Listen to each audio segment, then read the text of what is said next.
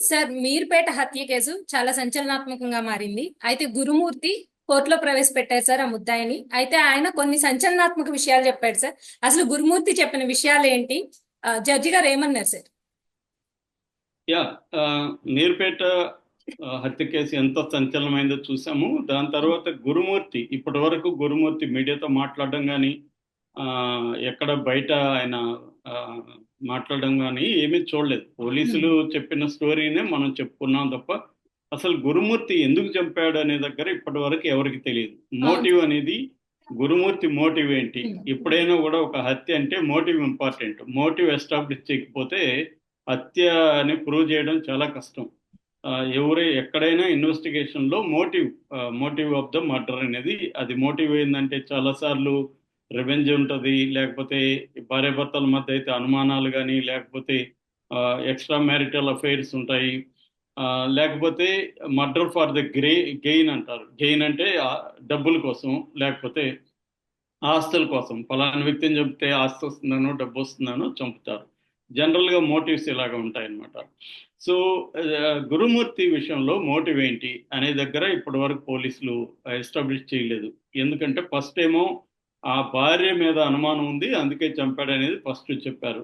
తర్వాత ఏమో గురుమూర్తికే ఒక అమ్మాయితో అఫైర్ ఉంది, దానికి అడ్డుగా ఉందని భార్యని చంపాడనేది రెండో అవును సార్. కారణం చెప్పారు. ఇప్పుడేమో అంటున్నారు, అసలు మోటివ్ ఏందో మాకు ఇప్పటివరకు తెలియదని మొన్న పోలీసులు సిపి కూడా సుధీర్ బాబు చెప్పారు. రెండోది, మేము అన్ని విషయాలు ఇక్కడ మీకు చెప్పము, కోర్టులో చెప్తా ఉన్నాడు. మరి కోర్టులో ఎప్పుడు చెప్తారు అనేది తెలియదు. రిమాండ్ రిపోర్ట్ ఇప్పుడు బయటకు వచ్చింది. రిమాండ్ రిపోర్ట్ లో కూడా మీడియాతో ఏం చెప్పారో అదే ఉంది తప్ప ఆ, కోర్టులో ఇతని ఎందుకు చంపాడు, ఏంటి, ఎలా చంపాడు అనే దగ్గర అతను వాంగ్మూలాన్ని బేస్ చేసుకుని చెప్పారు. అవును ఎలా సార్. చంపాడు అనేది మనం చూసాం. చంపినాక ఏమేం చేశాడు అనేది కూడా అతని వాంగ్మూలమే. గురుమూర్తి పోలీసులకు ఇచ్చిన కన్ఫెషన్ రిపోర్ట్ లో ఉన్నదాన్నే పోలీసులు చెప్పారు. ఆ, అట్లాగే దాన్ని ఇప్పుడు ఆమె చనిపోయిందని నిర్ధారణ కూడా పోలీసులు నిర్ధారణకు వచ్చారు. కానీ సరిపోదు, వీళ్ళు వస్తే కోర్టులో ప్రూవ్ చేయాలి. అంటే కోర్టులు ఎప్పుడైనా కూడా ఒక వాంగ్మూలం సరిపోదు. ఎందుకంటే వాంగ్మూలాన్ని రేపొద్దున అతను వ్యతిరేకించే అవకాశం ఉంది. నేను చెప్పలేదు, పోలీసులు నన్ను ప్రజా ఒత్తిడి చేసి చెప్పించారని. కానీ ఇప్పుడు గురుమూర్తి గురించి మీడియా ఫోకస్ చేయడం మొదలుపెట్టింది. అసలు ఈ గురుమూర్తి ఎలాంటి వ్యక్తి? ఇతను ఏమన్నా సైకోనా, సైకోపాత, సోషియోపాత? అసలు వీడి మైండ్ సెట్ ఏంటి? ఇంత క్రూయల్ గా ఎలా చంపగలిగాడు అవును సార్. అనేది ఆ, చూస్తే అతనితో కూడా కొలీగ్స్ అంతా కూడా అతను మృదు స్వభావి, చాలా మంచివాడు, ఏ పని చెప్పినా కాదనకుండా సహాయం చేస్తాడు, ఇలాంటివే చెప్తున్నారు తప్ప ఎవరు కూడా అతను కొంత మెంటలోడనో, లేకపోతే కొంత ఇబ్బంది ఉందనో ఎవరూ చెప్పట్లేదు. అంటే చాలా సార్లు సీరియల్ హంతకులు కూడా ఇలాగే ఉంటారు. మనం అమెరికన్ హిస్టరీలో కూడా సీరియల్ కిల్లర్స్ ఎక్కువ ఉంటారు. దాని మీద సినిమాలు కూడా వచ్చాయి. టెడ్ బండి ఇలాంటి సీరియల్ కిల్లర్స్ చాలా మంది ఉంటే వాళ్ళల్లో కూడా ఇలాగే ఉంటారు. వాళ్ళు చాలా జెంటిల్మెన్లీ బిహేవియర్ తో ఉంటారు బయట. అంటే చాలా మంది లోపల మైండ్ లో ఏం జరుగుతుంది అనేది బయట వాళ్ళకి తెలియదు. నవ్వుతూ ఉన్నంత మాత్రం అందరూ హ్యాపీగా ఉన్నట్టు కాదు. అవును వాళ్ళ సార్. లోపల బోలెడు దుఃఖం ఉండొచ్చు, బాధలు ఉండొచ్చు, పైకి నవ్వుతూ ఉంటారు. అలాగే మంచి వాళ్ళుగా కనబడే వాళ్ళందరూ మంచి వాళ్ళే కానక్కర్లేదు. అలాగా ఇప్పుడు గురుమూర్తి మీద ఫోకస్ అయింది. ఇప్పుడు ఏమైందంటే కోర్టులో గురుమూర్తి ఒక సంచలనమైన ప్రకటన చేశాడు. అదేంటంటే జడ్జి గారు మామూలుగా కోర్టులో వెళ్ళినప్పుడు అడుగుతారు, నిన్న పోలీసులు ఏమన్నా కొట్టారా అని అడుగుతారు. కొట్టలేదని చెప్పాడు. మామూలుగా అయితే మనకు తెలుసు, ఇలాంటి కేసుల్లో కొట్టకుండా ఉండరు పోలీసులు. ఎందుకంటే వాళ్ళకి వేరే సోర్సులో ఏమీ లేదు. ఇతను ఎలా హత్య చేయాలో అతనే చెప్పాలి. అతను చెప్పలేదు బిగినింగ్ లో. తర్వాత అతన్ని కొట్టారని బయట అంటున్నారు. కాకపోతే ఏంటంటే పోలీసులు కోర్టుకు పెట్టే ముందు కూడా వాళ్ళని బెదిరిస్తారు. నువ్వు కానీ జడ్జి గారికి చెప్పావంటే నీకు జైల్లో మళ్ళీ ఉంటది పండగ అని. ఎందుకంటే జైల్లోనే ఉండాలి కదా, జైల్లో ఎవరు రక్షిస్తారు ఇతన్ని? అవును సార్. కాబట్టి చాలా మంది, నేను పర్సనల్ గా కూడా చూసినాను, పోలీస్ స్టేషన్ లో కొట్టినా కూడా జడ్జి ముందు చెప్పరు, కొట్టలేదనే చెప్తారు. అందుకనే పోలీస్ దెబ్బలు అంటారు. బయటికి కనబడవు అవి. కనబడకుండా పోలీసులు కొట్టగలరు అనమాట. దాన్నే పోలీస్ దెబ్బలు అని చెప్తుంటారు. బయటికి మనకేమీ కనబడదు. ఇవన్నీ మేము పౌర హక్కుల సంఘంలో 5 ఏళ్ళు పనిచేస్తాను నేను. కొన్ని వందల కేసుల్లో నేను ఇలాంటివి చూశాను. సో అది చెప్పలేదు. అంతవరకు ఓకే, అర్థం చేసుకోవచ్చు. గురుమూర్తి నన్ను పోలీసులు కొట్టలేదు, నన్ను మెడికల్ చెకప్లు అన్ని చేయించారు ఆ, అనేసి చెప్పాడు. అంతవరకు ఓకే. కానీ ఇంకొక షాకింగ్ ఏంటంటే, మీరు లాయర్ని పెట్టుకుంటారా అని జడ్జి గారు అడిగారు.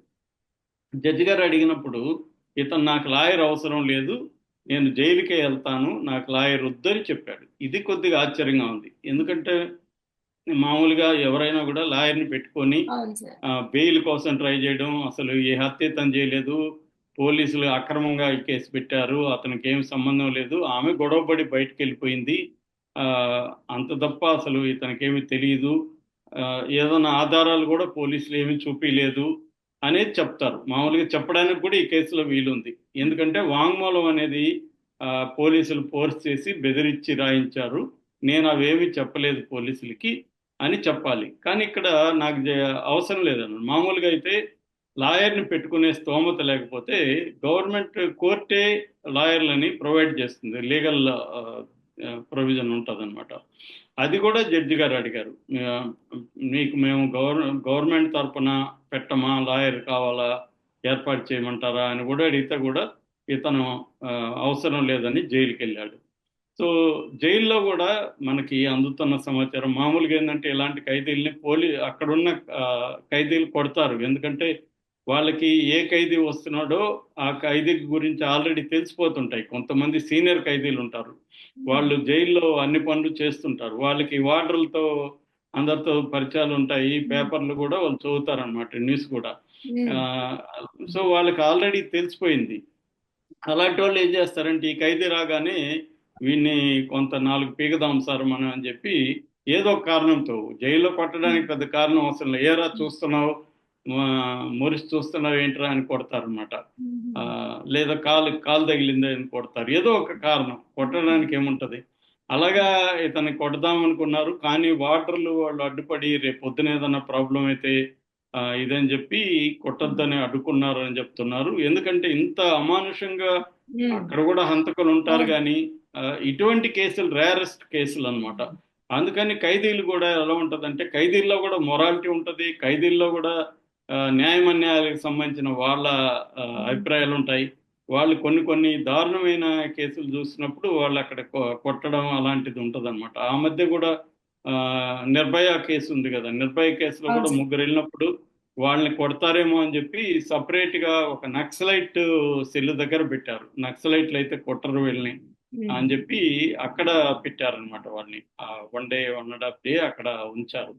అలాగా ఈ అబ్బాయిని కూడా సపరేట్ గా ఇతన్ని గురుమూర్తిని కూడా సపరేట్ గా జైల్లో ఉంచారని చెప్తున్నారు.